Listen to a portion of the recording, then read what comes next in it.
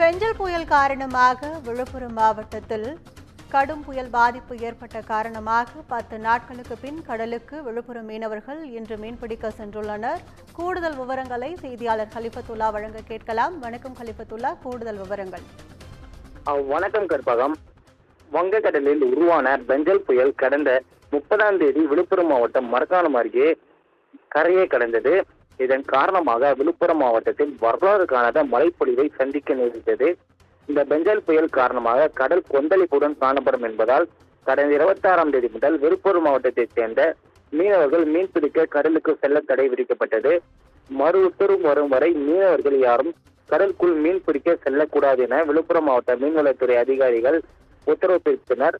இதனால் விழுப்புரம் மாவட்டம் மரக்காணம் மற்றும் அதனை சுற்றியுள்ள 19 மீனவர்கள் கிராமத்தைச் சேர்ந்த 5000க்கும் மேற்பட்ட மீனவர்கள் மீன் பிடிக்க கடலுக்குள் செல்லாமல் இருந்து வந்தனர். இந்த நிலையில் பெஞ்சல் புயலின் போது கடல் சீற்றத்துடன் காணப்பட்டாலும் படகுகள் மற்றும் மீன்பிடி உபகரணங்கள் எந்தவித சேதத்தையும் இந்த பெஞ்சல் புயல் ஏற்படுத்தாததாக சற்று மன நிம்மதியை மீனவர்களுக்கு ஏற்படுத்தியுள்ளது.